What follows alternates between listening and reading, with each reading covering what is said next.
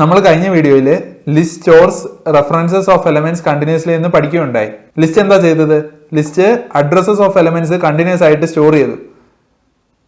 ഇവിടെ 1 2 3 4 5 എന്ന് പറഞ്ഞ നമ്പേഴ്സിന്റെ അഡ്രസ്സസ് 100 500 400 300 200 ഈ അഡ്രസ്സസ് കണ്ടിന്യൂസ് ആയിട്ടുള്ള മെമ്മറി ലൊക്കേഷൻസ് സ്റ്റോർ ചെയ്ത് 600 604 608 612 616.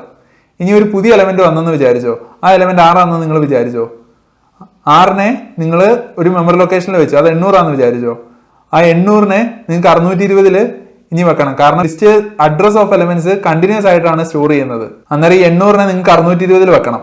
പക്ഷെ 620 എന്ന് പറഞ്ഞാൽ ആ ലൊക്കേഷൻ ഫ്രീ അല്ല. ആ ഒരു കേസ് പൈത്തൺ എങ്ങനെ ഹാൻഡിൽ ചെയ്യുന്നതെന്ന് നോക്കാം.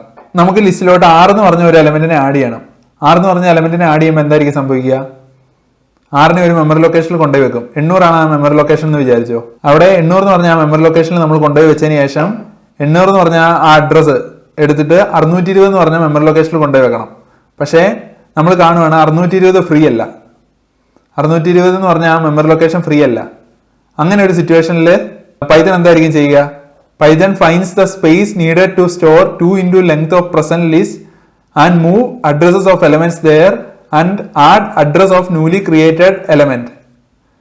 എന്താ സംഭവിക്കുന്നത്? പൈത്തൺ ഇവിടെ നമ്മൾ 5 എലമെന്റ്സ് ആയിരുന്നു സ്റ്റോർ ചെയ്തിരുന്നത്. നമ്മൾ 10 എലമെന്റ്സ് സ്റ്റോർ ചെയ്യാനുള്ള space 2 into length of present list മെമ്മറിയിൽ കണ്ടുപിടിക്കും. അത് കഴിഞ്ഞിട്ട് ഇവിടെയുള്ള എലമെന്റ്സിന്റെ അഡ്രസ്സസ് എല്ലാം അങ്ങോട്ട് മൂവ് ചെയ്യും.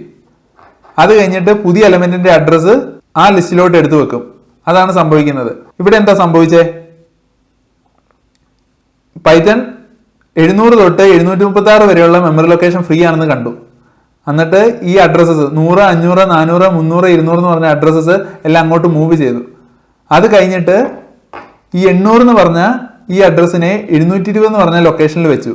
ഇനി കുറെ പുതിയ എലമെന്റ്സ് വന്നെന്ന് വെച്ചോ, അതിനെ അടുത്ത ലൊക്കേഷനിൽ വെക്കും. 724, പിന്നെ 728, പിന്നെ 732, പിന്നെ 736, പിന്നെ 740 എന്ന് പറഞ്ഞ ഒരു ലൊക്കേഷൻ ഉണ്ട്. ആ ലൊക്കേഷൻ ഫ്രീ അല്ലെന്ന് വെച്ചോ. ഫ്രീ അല്ലെങ്കിൽ എന്തായിരിക്കും സംഭവിക്കുക? വീണ്ടും ഒരു സ്പേസ് കണ്ടുപിടിക്കും. 2 into length of present list 20 elements വെക്കാൻ പറ്റുന്ന ഒരു സ്പേസ് കണ്ടുപിടിച്ചിട്ട് ഇവിടെയുള്ള അഡ്രസ്സസിനെ എല്ലാം അങ്ങോട്ട് മൂവ് ചെയ്തതിനു ശേഷം പുതിയ എലമെന്റിന്റെ അഡ്രസ്സ് അവിടെ ആഡ് ചെയ്യും. ഇതാണ് സംഭവിക്കുന്നത്.